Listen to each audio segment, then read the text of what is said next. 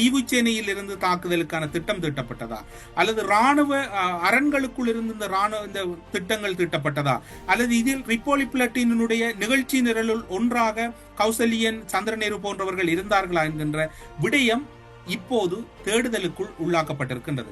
காரணம், நாடாளுமன்ற உறுப்பினர் அவருக்கு இருக்கக்கூடிய சிறப்புரிமையின் அடிப்படையில் ஒரு நாடாளுமன்ற உறுப்பினர் மீது துப்பாக்கி பிரயோகம் மேற்கொள்ளப்பட்டால் என்ன வகையான நடவடிக்கைகள் மேற்கொள்ளப்பட வேண்டும் என்பதன் அடிப்படையில் தான் இந்த விசாரணைகள் இப்போது தீவிரப்படுத்தப்பட்டிருக்கின்றன. இந்த விசாரணை வலயத்துக்குள் ஏற்கனவே பிள்ளையான், அதே போன்று இனிய பாரதி போன்றவர்கள் இருக்கின்ற சூழ்நிலையில் அடுத்த சம்பவமாக சந்தோஷ் மாஸ்டரை குற்றத்தடுப்பு புலனாய்வு பிரிவினர் அணுகுவதற்கு அல்லது கைது செய்வதற்கான வாய்ப்புகள் இருப்பதாக கூறப்படுகின்றது. சந்திரநேரு அவர்களின் படுகொலை ஒரு திட்டமிடப்பட்ட படுகொலை.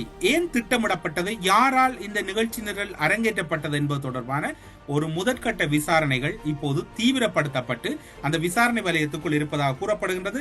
பிள்ளையான் முன்னாள் கிழக்கு பல்கலைக்கழக துணைவேந்தர் ரவீந்திரநாத் அவர்களின் கடத்தல் படுகொலை தொடர்பில் சந்தேகத்தின் அடிப்படையில் கைது செய்யப்பட்டு அதன் பின்னர் உயிர்த்த ஞாயிறு தாக்குதல் தொடர்பான விடயங்களோடு தொடர்பு இருப்பதாக விசாரணைகள் மேற்கொள்ளப்பட்டு இப்போது சந்திரநேரு அவர்கள் படுகொலை தொடர்பிலும் சந்தேகத்தின் அடிப்படையில் விசாரணைகள் இடம்பெற்று வருவதாக கூறப்படுகின்றது. இது ஒரு புறம் இருக்க, இந்த விடயங்கள் பல தீவிர கட்டத்தை அடைந்திருக்கின்றது.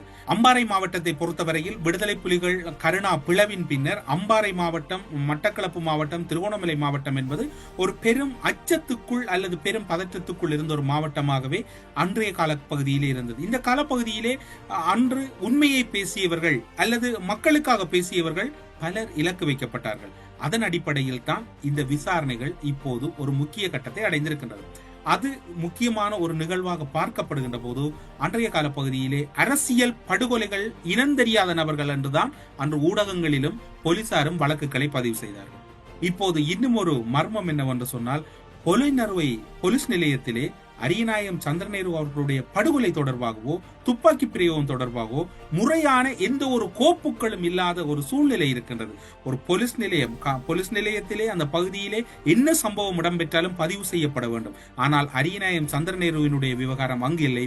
அதே போன்று திருக்கோயில் பிரதேசத்தினுடைய தவிசாளர் உதயகுமாருடைய படுகொலை தொடர்பான எந்த ஒரு தகவலும் அந்த பகுதியில் இருக்கக்கூடிய திருக்கோயில் போலீஸ் நிலையத்தில் இல்லை என்பது நாங்கள் கடந்த வாரம் குறிப்பிட்டிருந்தோம். இவ்வாறாக அரசியல் பிரமுகர்களின் படுகொலை இனந்தெரியாத நபர்கள் மேற்கொள்ளுகிறார்கள். ஆனால் அவர்கள் தொடர்பாக போலீசார் முறையான வகையில் முறைப்பாடுகளை பதிவு செய்வதும் இல்லை, விசாரணைகளை முன்னெடுப்பதும் இல்லை. அப்படியாயின் இந்த படுகொலைகள் அனைத்தும் ஒரு முடிவுக்கு ஒரு புலனாய்வு ஊடகவியலாளராக வரக்கூடிய சூழ்நிலை இருக்கின்றது.